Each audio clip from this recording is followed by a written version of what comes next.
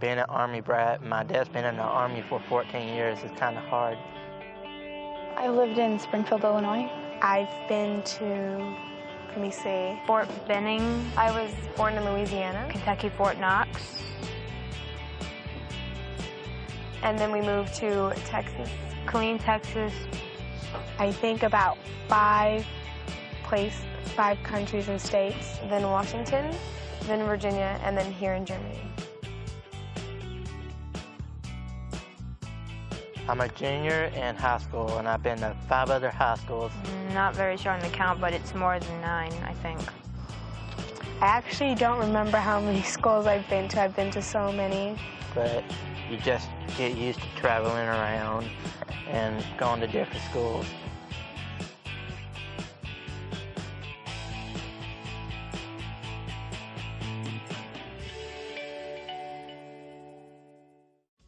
Our military high school and middle school teenagers are almost like any other kind of U.S. teenager. Well, one of the huge identifying factors for young people on military bases is how long are they going to be there. There's so much turnover. It's difficult when you live over here and all your friends move away. A lot of times our kids don't even say goodbye when they leave because it's just a normal thing for military kids to be having people leave all the time. Man, you make new friends, and then when you make new friends, when you gotta leave them. I've lost a lot of friends. I mean, I try to keep in contact. I hated goodbyes. I used to cry all the time. People are leaving and start impacting me more, even though I'm not that close with friends. I'm a little bit scared to let people get close to me. It generates so much anxiety amongst kids. It's just hard because like your PCSing everywhere, and like once you get settled down, you have to go again. I've had kids look me in the face and say, was it a sin for my dad to shoot somebody? Things that are in the front page news have something to do with what dad is doing next month. I don't like to hear on how many soldiers have died in Iraq. I get scared because there's a possibility that my dad might be going there. The huge issue has been since 9/11 has been the deployments that their parents have experienced. To Bosnia, Kosovo, and just recently Iraq. I know some families over here, their dad are getting ready to go to Iraq for the 3rd time. I know God will watch over him. And if it is his will that he should not return, then I will have to accept that. The military realized in the early 80s that they were losing their teenagers. In 1980, Young Life and Youth for Christ came together to partner with an organization called Military Communities Youth Ministry, also known as Club Beyond. In most military communities, Club Beyond is considered the only chapel youth program and is fully embraced by both the Catholic and Protestant congregations.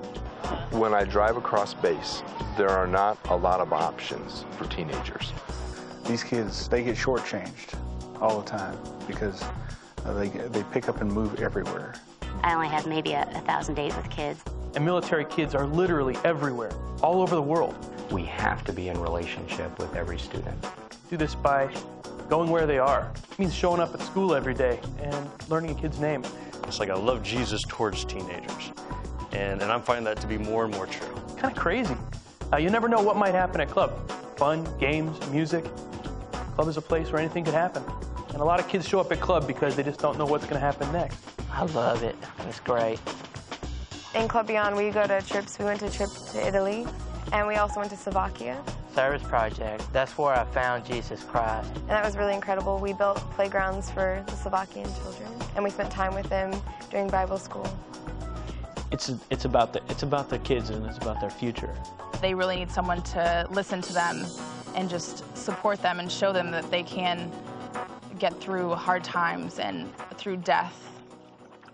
One of the primary purposes of Youth for Christ staff who serve in the MCYM is to mobilize the faith community on behalf of reaching every military teen for Jesus Christ. In a time where there's not a lot of hope in their lives, where their fathers are at war, their mothers are at war, they're afraid they're not going to come home. The needs of military teens is far greater than we can provide for ourselves. We're asking you to help us reach military teens. If you have a heart for military teens and their families, you can help by praying for us. Pray for the kids that we work with. I can't tell you how much that assist in the ministry that we do. Helping us find staff. We need to multiply ourselves. A single staff person can only do so much. So we want to have staff trained, ready to go out to where kids are at. We want changed lives. And supporting those staff as they go to the field. If you can't go, you can send someone.